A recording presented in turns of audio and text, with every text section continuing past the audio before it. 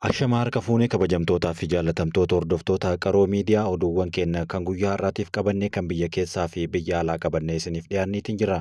Oduu biyya keessaatiin lammiileen Itoophiyaa 121 ol guyyaa har'aa Maayinaamaar irraa gara Itoophiyaatti galuun kan dhagahame yommuu ta'u, lammiileen kunniin haala rakkisaa keessa akka turan kanaan dura ni beekama. Yeroo garaagaraatti miidiyaa hawaasaa irrattis qoodamaa kan turanii fi Embaasiin Itoophiyaatis qoonsalaa Maayinaamaar jiru wal quunnamuudhaan akka biyyatti galan taasisee jira. Kan guutuu isaa isin biraan kennu ta'a. Konkolaachiftonni taaksii magaalaa garaagaraa keessatti gargaaraa malee kan hojjetan tarkaanfiin isaan irratti fudhatamuuf akka jiru labsiin baheetiin jira. Boba'aan liitira miiliyoona 1.2 seeraan ala osoo geejjibsiifamaa jiru to'atame irraa qarshiin Itoophiyaa miiliyoona 106 mootummaadhaaf galii ta'uun himamee jira. Oduu biyya alaatiin Paakistaanii fi Hindii waraana isaanii kan itti fufan yommuu ta'u, yeroo ammaa kana qabeenya waraanaa isaan qabanii wal bira qabanii biyyoonni addunyaa ilaalaatii kan isaan jiran kanumaan Ameerikaan gidduu isaanii seenuu hin barbaadu jechuun cichiteerti. Hoogganaan dargaggeessi Burkiinaa Faasoo Raashiyaatti imaluudhaan dhiheenya kana waggaa 80ffaa injifannoo naazii Jaarman biyyoota 27 Raashiyaatti imalan keessaa tokko ta'uuf achirratti ammoo Putiin wal arguudhaan haasaa isaan taasisanis kan isiniif dhiyeessinu ta'a. Bal'inni oduu keenya guyyaa har'aatti yoo dabarru lammiileen Itoophiyaa 121 ta'an Maayinaamaar irraa gara biyya isaaniitti nagahaan deebi'uun dhagahamee jira. Lammiileen Itoophiyaa Maayinaamaaritti haala rakkisaa keessa turan 121 gara biyya isaaniitti deebi'uu ministeerri dhimma alaa beeksisee jira. Lakkoofsi waliigalaa lammiilee biyya alaatii deebi'anii 251 gaheera jechuun gabaasni har'a bahe kun mul'iseera. Itoophiyaa 41 kamisa caamsaa 8/2025 gara biyyaatti deebi'u lammiileen 80 ammoo jimaata caamsaa 9 gara biyyaatti kan deebi'an yommuu ta'u, walumaa galatti guyyaa lama keessatti lammiileen 121 gara biyyaatti deebi'anii jiran. Kanaan dura lammiileen biyyatti deebi'anis waan jiruuf walumaa galatti yeroo ammaa kana 251 gahanii jiran. Ministeerichi karaa imbaasii Itoophiyaa Hinditti argamuun lammiilee Itoophiyaa biroo Maayinaamaar keessatti haala rakkisaa keessa jiran gara biyyaatti deebisuudhaaf ammas tattaaffii irra jiraachuu dubbateera. Hanga ammaatti lammiilee Itoophiyaa oggura biyya Maayinaamaar keessaa bahuun mooraa waraanaa Taayilaand keessa turan 251 gara biyyaatti yoo deebi'an, kanneen hafanis yeroo dhiyootti deebisuudhaaf ministeerri dhimma alaa waadaa seenee jira. Ministeerri dhimma alaa ibsa isaaniitiin uummanni sochii olola sobaaf qondaaltota namoota daddabarsaniin raawwatamuun gowwoomfamee gara biyyoota waliigalteen itti hin raawwatamneetti imaluu irraa akka of qusatus dhaamanii jiran. Konkolaachiftota taaksii magaalaa gargaaraa malee konkolaachisan irratti tarkaanfiin fudhatamuuf akka jedhu labsiin bahe. Jalqaba magaalaa Finfinneetti kan kennamuu fi tajaajila geejjibaa bal'inaan kan kennu taaksii minibaasii gargaaraa malee socho'uudhaan seeraan alaa ta'uu fi konkolaachiftota gargaaraa malee socho'an irratti ammoo tarkaanfiin fudhatamuuf akka jiru ibsa godhameetii jira. Dhiheenya kana lakkoofsi taaksii magaalaa gargaaraa malee magaalattii keessa socho'anii dabaluu ilaalchisee imaltoonni akka himanitti komiin dhihaatee akka jiruu fi konkolaachiftonni konkolaataa oofan kaffaltii tajaajila kennamuuf wayita herrega fudhatanitti carraan balaa geessisuu danda'an guddaa waan ta'eef sodaa qabu imaltoonni yeroo garaagaraatti ni himu. Konkolaachisuun xiyyeeffannoo guutuu barbaada kan jedhan kanneen yaada kennan tattaaffii konkolaachiftonni hojii gargaaraa malee hojjechuudhaaf taasisan sodaa guddaa kan uumuu fi rakkoo hamaadhaaf kan saaxiluudha jedhan. Konkolaachiftonni osoo konkolaachisaa jiranii duubatti deebi'uudhaan yeroo isaan maallaqa sassaabatan rakkoon akka uummatarra gahuu sodaa kan qabuu fi poolisiinis kana walumatti qabee ibseetiin jira. Qorataa ajjechaa fi balaa kan ta'an Inspektar Tamaskin Dassaaleny konkolaachiftonni tajaajila geejjibaa magaalaa kennan gargaaraa malee konkolaachisuun seeraan dhorkaadha jechuun jala sararaniiru. Gochoonni akkanaa balaa daandii irratti mudachuuf gumaacha guddaadha kan jedhan Inspektar Tamaskin konkolaachiftonni hojii konkolaachisummaa isaanii irratti guutumatti xiyyeeffachuu waan qabaniif konkolaachiftonni hundinuu gargaaraa akka qabaatan kan gorsanidha. Konkolaachiftonni seera kana cabsanii argaman garuu kan adabaman ta'us ifa godhaniiru. Boba'aa liitira miiliyoona 1.2 seeraan ala osoo geejjibsiifamaa jiru to'atame irraa birrii miiliyoona 106 ol mootummaadhaaf galii ta'e. Ji'oota 9 darban keessatti boba'aa liitira miiliyoona 1.2 seeraan ala osoo geejjibsiifamaa jiru to'atame irraa birrii miiliyoona 106 fi 152 ol bifa adabbiitiin mootummaaf galii ta'uu ministeerri daldalaa fi walitti hidhamiinsa naannawaa beeksise. Yeroo eerame kana keessatti tarkaanfii fudhatameen namoonni dhuunfaa daldala boba'aa seeraan alaa keessatti hirmaatan 54 to'annoo jala ooluu fi buufataalee boba'aa 52 ogguramuu isaanii hojii gaggeessaan daldala biyya keessaa obbo Liiquu Bannabbaruu dubbataniitiin jiru. Ministeerichi adeemsa dhiheessii fi gabaa keessatti rakkoolee mudatan furuudhaaf ciminaan hojjechaa jiraachuu kan eeran yommuu ta'u, hojii gaggeessaan kun hojiiwwan kanneen cimsuudhaan gabaa tasgabbeessuun kan itti fufu yoo jedhan, keessattuu labsiin daldalaa seeraan alaa karaa to'annootiin bahee ragga'ee hojiirra waan ooleef hojiiwwan kanneen to'annoo qaban irratti cimsanii akka hojjetan dubbataniiti kan isaan jiran. Daldalli seeraan alaa biyya keessatti yeroo garaagaraatti kan mudatuu fi keessattuu boba'aadhaan wal qabatee daandiiwwan irratti karaa seera hin qabneen kan gurguramuu fi isaan walitti qabamanii kanneen iddoo boba'aan itti kuufamu keessatti dhoksaadhaan gurguramanis hedduudha jechuudhaan dubbatamaati kan inni jiru. Ministeerri daldalaa fi walitti hidhamiinsa naannawaa obbo Kaasoo Hungoo fi barreeffama ji'oota muraasa dura fuula miidiyaa hawaasaa isaanii irratti qoodaniin akka agarsiisanitti boba'aan seeraan ala qaama adda addaatiin geejjibsiifamaa ture leetira 300,000 ol kan qabamee gurguramuun galii mootummaatiif birrii miiliyoona 27 ol argamsiiseera jechuun isaanis kan yaadatamudha. Daldalli boba'aa gabaa gurraachaa kutaalee biyyattii garaagaraa keessatti babal'achaa dhufuun hanqinni boba'aa akka mudatu konkolaachiftoonni irra deddeebiidhaan hiriiruun akka dhaabatan rakkoo uumeera jechuudhaanis dubbataniitti jiran. Kanuma wal qabatee keessumaayyuu magaalota gurguddoo kanneen akka Adaamaa fi magaalaa Affaar Samaraa kan taate keessatti yeroo garaagaraatti leetirri tokko qarshii 300 oliin gabaa gurraachatti gurguramaa akka jirus gabaasaaleen garaagaraa kan baasaa turan ni yaadatama. Oduu biyya alaatiin oomishtoonni iPhoonii Mitsubishi jedhaman konkolaattota elektirikii hojjechuudhaaf karoora qabaachuu dubbatan. Oomishtoonni Apple iPhoonii Foxconn dhaabbata konkolaataa Jaappaanii Mitsubishi Motor jedhamuu fi konkolaattota elektirikii EV jedhamu oomishuudhaaf karoorfachuu isaanii beeksiseera. Waliigaltee kanaan dhaabbatni waloo Foxconn konkolaataa Mitsubishi Taayiwaan keessatti argamuuf dizaayinii fi oomisha ni hojjeta jedhamaatii jira. Dhaabbileen kunneen moodela haaraa dhuma bara dhufuutti kan ifa godhan yommuu ta'u, kunis Foxconn akka guddataa jiruu fi kan yeroo ammaattis guddataa dhufeen dorgommii ol aanaa keessa seenaa jiru argisiisa jechuunis dubbatamaa jira.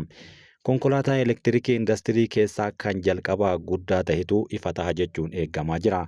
Oomishtoonni konkolaataa Jaappaan akka jedhanitti dorgomtoota isaanii gurguddoo Chaayinaa irraa dorgommii guddaa dhufe kana keessumaa gabaa akka kibba baha Eeshiyaa, Ameerikaa kibbaa fi Awurooppaa keessatti qaban guddisuudhaaf dorgommii cimaadhaan akka hojjetan dubbataatii jiru. Dhaabbileen kunneen konkolaattota karaa Foxconn Electric Vehicles jedhamu dhaabbata konkolaataa Taayiwaan Yuuloon Motor waliin ta'uudhaan ijaaran ta'uu isaanii ibsameera. Nikolaas Maaduroo qabsoo Burkiinaa Faasoo bilisummaa, walabummaa fi haqaaf taasiftuu ni dinqisiifanna jedhan. Waggaa 80ffaa Raashaa Naazii Jaarmanii irratti injifannoo kabajuudhaaf Mooskoo kan jiran pirezidaantii Burkiinaa Faasoo Ibraahim Traoree jila Veenzuweelaa pirezidaantii Rippaabilika Booliivaariyaa Veenzuweelaa Nikolaas Maadurootiin durfamu wajjin Mooskootti wal arguudhaan mari'ataniiti kan isaan jiran. Pirezidaant Traoree waliin wal arguun kiyyatti baay'een gammada kan jedhan Maaduroon dinqisiifannaa isaaniif qabanis dubbateera.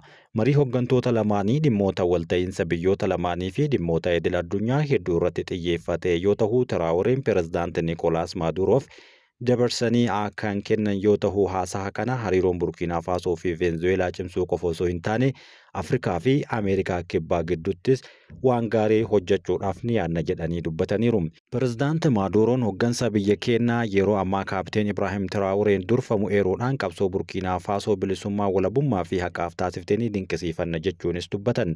Rippaabilikni Booliivaariyaa, Veenzuweelaa fi Burkiinaa Faasoo hariiroo tumsaa dameelee adda addaatiin fakkeenyummaa qabuun alatti tumsa biyyoota hedduu fi bulchiinsa addunyaa irratti waliin qabaniif akkasumas waliin hojjechuudhaaf jedhanii waliigalteen kenna itti fufa jechuun gabaasni biyyattii ifa godhee jira. Ardiilee torban yeroo ammaa jiran keessaa Awustiraaliyaa fi Antarktikaa alatti yeroo ammaa kana ardiilee 5 keessatti wal waraansi bifa addunyaa taheen kan deemaa jiru yommuu ta'u, yeroo ammaa kana biyyoota Eeshiyaa keessaa kanneen akka Paakistaanii fi Indii gidduuttis waraanni hamaan jalqabee jira. Kibxata darbe Paakistaan Hindiin Paakistaanii wajjin yeroo isaan wal lolan kan himattee fi Paakistaan Kaashmiirii fi kan Paakistaan jalatti bultu haleellaa Hindi raawwatte jechuudhaan himatteen diroonii Hindii 25 kuffisuu ammoo beeksifteerti. Hindi ammoo gama isheetiin diroonii fi misaa'eloota Paakistaan irraa furguggifaman kuffisuu ishee kan himtu yommuu ta'u, biyyoonni lamaan iyyuu hanga ammaatti dirooniiwwan isaanii kan jalaa miidhame osoo hin taane kan walii buusuu isaanii irratti xiyyeeffataniiru. Biyyoonni lamaan lakkoofsa diroonotaa qaban dabaluudhaaf diroonii biyya alaa irraa bitachuu fi oomishaa kan turan yommuu ta'u, garuu lakkoofsaan yoo ilaalle Hindiin diroonii baay'ee hidhatteerti. Dirooniin Hindii yeroo gara garaatti kan dhiyeenya kana mul'ises diroonii Israa'el oomishtu kan baay'ee qabdu yoo ta'u, akkasumas Ameerikaa fi kan ofii oomishtus ni qabdi. Biyyi baay'ina uummataatiin addunyaa irraa tokkoffaa taate Indiyaan waggoota lamaan hanga afurii dhufan keessatti dirooniiwwan 5,000 akka qabaattum xiinxallaan ittisaa yeroo garaagaraa kan kaasanidha. Indiin bara darbee Ameerikaa walii galtee mallatteessiteen diroonii Sky Guardian fi Sea Guardian jedhaman kan ol ka'iinsaa fi fageenya dheeratti imalan akkasumas meeshaa waraanaa qaban 31 bitattee turte. Paakistaan Hindii gaditti diroonii xiqqaa qabaattus dirooniiwwan waraanaa ishee dandeettii hordoffii sakatta'iinsaa fi haleellaa xiyyeeffannoo addaa qabu kan raawwachuudhaan beekamu jechuun jajama. Keessattuu dirooniin Paakistaan lola irratti humna addaa kan qaban yoo ta'u, fakkeenyaaf diroonii lolaa Buraaqa kan Paakistaanitti oomishamu yoo ta'u, bara 2015 irraa eegalee Awurooppaa keessatti hojii farra shororkeessummaa keessatti faayidaa irra oolaa akka ture yoo ta'u, diroonii ammayyaa Tarkii fi Chaayinaa irraas kan galchitu jedhamee beekama. Biyyoonni lamaan bara 1999tti yeroo dhumaatiif erga wal waraananii booda wal dhabdee kan qaban yommuu ta'u, wal dhabdeen kun gara waraanaatti guutumaan guutuutti deebi'uu danda'a jedhamee sodaa uumamee ture. Sodaan sun ammoo kallattiidhaan dhoohuudhaan waraanaa walirratti banuu jalqabaniiru.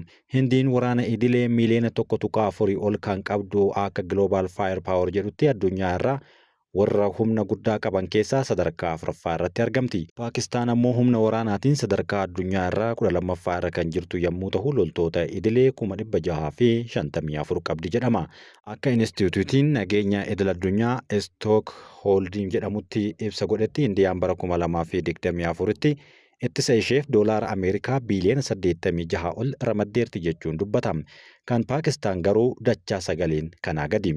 Gama humna lafaatiin Hindiin taankii 4,200 ol akkasumas konkolaattota waraanaa qaban ammoo 150 kan qabdu yoo ta'u, Paakistaan ammoo taankii 2,600 gad konkolaattota waraanaa 18,000 gad kan qabdudha jedhama. Humni qilleensaa Indiyaa xiyyaarota waraanaa 513 fi xiyyaarota boombii raabsan 130 dabalatee walumaa galatti xiyyaarota 2,229 qaba. Akka Global Firepower jedhutti Paakistaan walumaa galatti xiyyaarota 830 qabdi jechuun himama. Gama humna waraanaatiin yookaan gara galaana irraatiin Hindiin dooniiwwan waraanaa gosa garaagaraa 293 kan qabdu yommuu ta'u, kunis Paakistaan dachaa lamaan akka caalu ni dubbatama.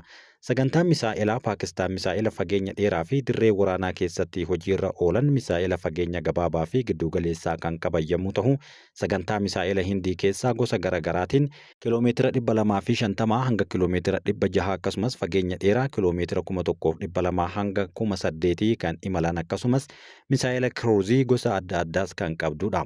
Sagantaan Niikularaa Hindii kan fageenya dheeraa kan biyya dhimma lafaa irratti dhibdee waliin qabdu Chaayinaa ilaalcha keessa galcheedha jechuunis ni dubbatama. Hindiin Paakistaan caalaa misaa'ela kan hidhatte yommuu ta'u, meeshaa waraanaa Niikularaa murteessaa ta'e keessatti garuu biyyoonni lamaan meeshaa waraanaa gaaga'ama guddaa qaqqabsiisan qabu jechuun sodaatamaatii kan isaan jiran. Inistituutiin qorannoo nagaa idil addunyaa akka jedhutti Hindiin fiixeewwan waraanaa Niikularaa 172 kan qabdu yommuu ta'u, Paakistaanis 170 qabdi jedhama. Garuu meeshaaleen Niikularaa biyyoota lamaan kanaa meeqatu hojiirra ooluudhaaf qophaa'e kan jedhu ifa osoo hin ta'in hafe. Paakistaan morkattuu ishee Hindii waliin dorgomuudhaaf fiixeewwan waraanaa Niikularaa hojjechaa kan jirtu yommuu ta'u, Hindiin ammoo Chaayinaan xiyyeeffannoo guddaa godhachuudhaan meeshaa waraanaa fageenya dheeraa hojjechaa jirti jedhama. Kana malees ollaa Hindii fi Chaayinaa kan taate Chaayinaan dandeettii ishee kan meeshaa Niikularaa dhibbantaa 22 dabaluudhaan lakkoofsa fiixee Niikularaa 410 irraa gara 500tti akka ishiin ol guddiftes dubbatamaatiin jira. Dhimmi sodaa Niikularaa ammas akkuma sodaatametti kan jiru yommuu ta'u, inumaayyuu guyyaa kaleessaa galgala muummeen ministeeraa Paakistaan akka jedhetti waraana isaanii keessaa Niikularris akka qophaa'u ajaja isaanii kennaniitiin jiran. Shaakalli waraana Niikularaa biyya isaanii keessatti akka taasifamu guyyaa kaleessaa kan heeyyaman yommuu ta'u, gara Hindiiteenis ammoo wanti gara Niikularaatiin dubbatame hin jiru. Garuu dirooniiwwanii fi xiyyaarota waraanaa hedduu fayyadamuudhaan Paakistaan keessatti haleellaa cimaa gaggeessuu isaanii itti fufuu qofa gabaasaatii kan isaan jiran. Waldhabdee addunyaa guutuu keessaa akka ashaboo kan hin dhabamne Ameerikaan yeroo ammaa kana garuu nagaheera jechuun dubbachaa jirti. Paakistaanii fi Indiyaan wal waraanuu isaanii Wanti nu gahee hin jiru garuu karasitti imaluu nan danda'a jechuunis dubbatteerti. Yeroo ammaa kana daangaa Paakistaanii fi Indiyaa keessatti balalliin xiyyaarotaa kan daangeffame yommuu ta'u, keessumaayyuu daangaa Paakistaan keessa xiyyaaronni tokkollee imalaa kan hin jirredha. Riikardii kanaatiin xiyyaarri Itoophiyaa qofti guyyaa kaleessaa achi keessaan qaxxaamuruudhaan Kooriyaa Kibbaa akka gahee gabaasaaleen garaagaraa eeranii jiru.